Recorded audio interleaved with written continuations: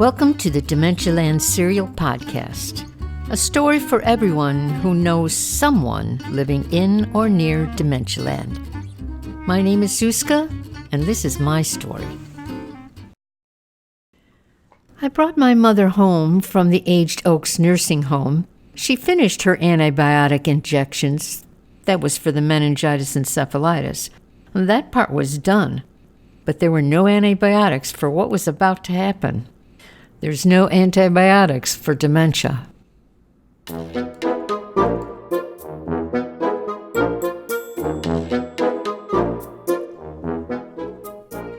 We walked into the house together. My mother and I were now committed roommates. I wasn't sure she realized that I would actually be staying. Without notice, my mother left my side and scurried to the corner room. She moved like a leaf rolling in the wind. Her feet hurried fast and kept their balance. I followed at my own pace. I wasn't sure what to expect. She went directly to a corner room. I remember the room was filled with warm sun that melted the edges of the day. She looked around wide-eyed, almost surprised. I couldn't help but follow her. It was as if I was watching a small girl at her first day of school. She then plopped her purse on the couch and deflated her body into the cushions.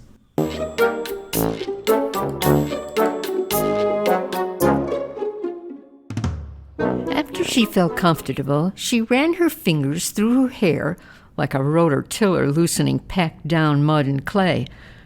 There was not a sweet-talking comb that could have completed this job without serious resistance.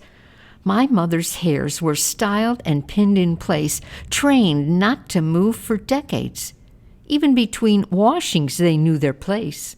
But now, without notice, they were freed from their lacquered hold. Hundreds of bobby pins were uprooted and tossed across the room. Some hit the wall, others nose-dived into the carpet. Then, lifting both her arms high in the air, my mother scratched her scalp excessively, releasing every single strand, a pardon after a 50-year sentence. After all her hairs ran into the free world, she straightened her eyeglasses on her nose and pushed herself back into the sofa.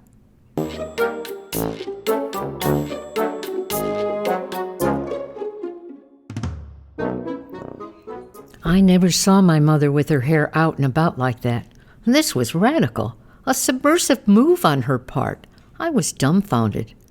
She looked like a damn fool angel that didn't even know the name of God. Unsure of what to do, I slowly lowered my body to sitting. Half my butt landed on the sofa's cushioned edge.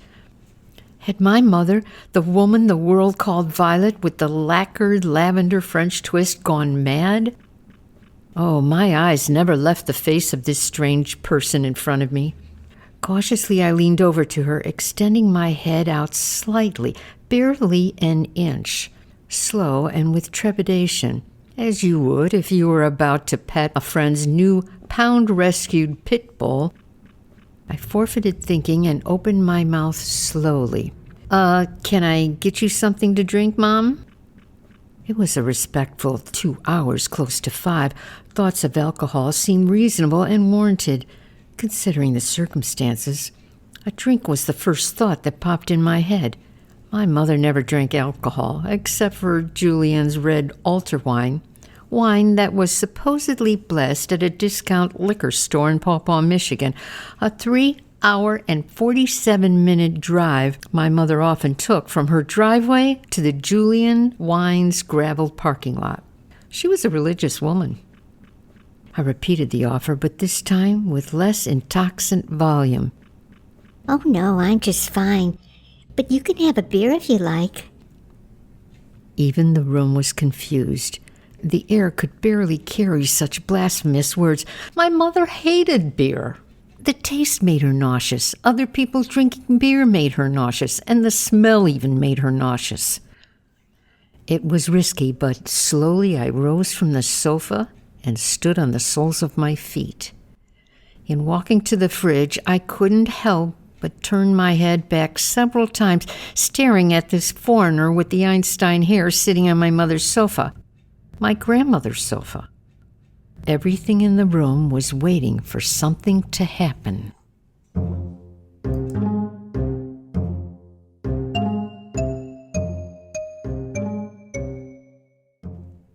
I got the beer out of the fridge and also a lemon. It was risky, but I took the lemon, cut a wedge slice, and hung it on the rim of the bottle, and then carefully walked back to this stranger. Come, sit here, closer. Move your behindy closer to me. I'm so glad you're here. How long are you going to be staying? I peeled my dry lips apart, creating an opening for an answer to work its way out into the room, but words were shoved back into my mouth by her unbreakable line of chatter. We have so much to do. First, we need to plant those flowers that I bought. They're downstairs in that room down there. In those great big 3 bags. I bought some beautiful red begonias and yellow daisies and some tiny blue flowers with white eyes.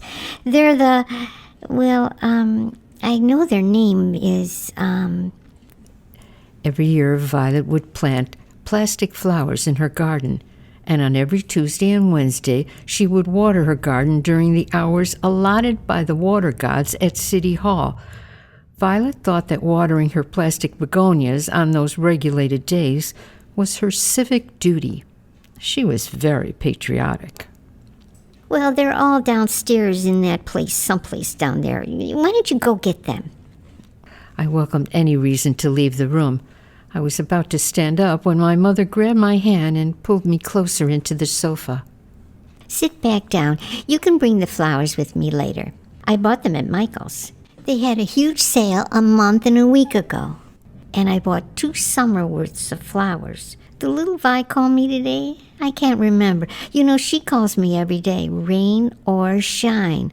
Last week, yes, I think it was last week when I put that paper, that wax paper over the cabbage horns because it was raining in church. Do you know how to make cabbage horns? For the life of me, I don't know why you don't know how to make them or speak Slovak. What if I die? Who's going to make them for the church? Who's going to make them for the dead people's wakes when I'm not here?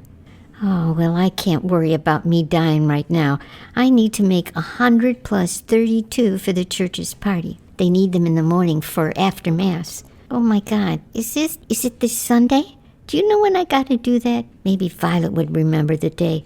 Yes, little Vi, she remembers everything. You better give her a call. Do I need my phone?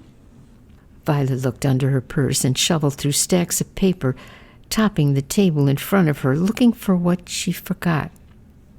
Not sure, but I do know that I told some man. What am I looking for? The little Einstein looked at me for some answers, but I didn't have a clue what was happening. Oh, yes, I almost forgot. We need to get my driver's license expanded. You don't have to worry, though. I have the picture already.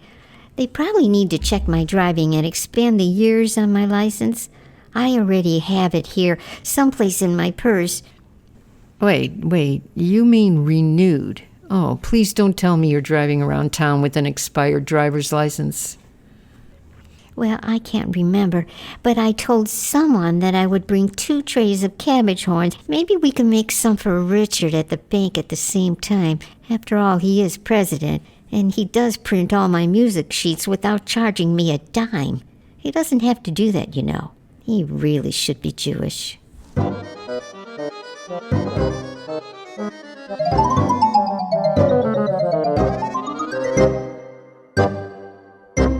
I saw something under my mother's chatter. It's hard to explain, but there was a peaceful clarity in her voice, even though there was no order. As my mother continued sewing her words into a line of disconnected thoughts, I slipped off my shoes and sunk into the sofa, resting my head on the back cushion. The room was now yellowed by a tired sun.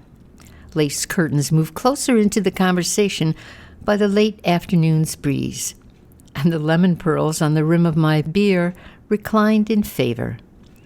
My mother hardly noticed that I surrendered myself to her stories, and the tiny breath that separated them. We were unplugged from the world. What I thought was real just minutes ago had lost its grip. I allowed myself to be cradled in the nonsensical, cockeyed rhythm of my mother's chatter.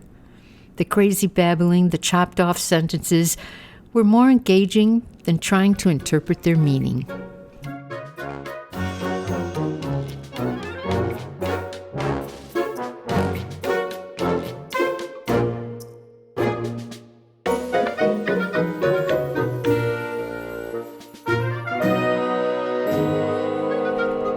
Wait a minute. Maybe it was that little guy with the tight Tony permanent. You know who I'm talking about. I think he keeps the lotion in too long, but I don't say anything. I like him. He's kind. Did you notice his hair?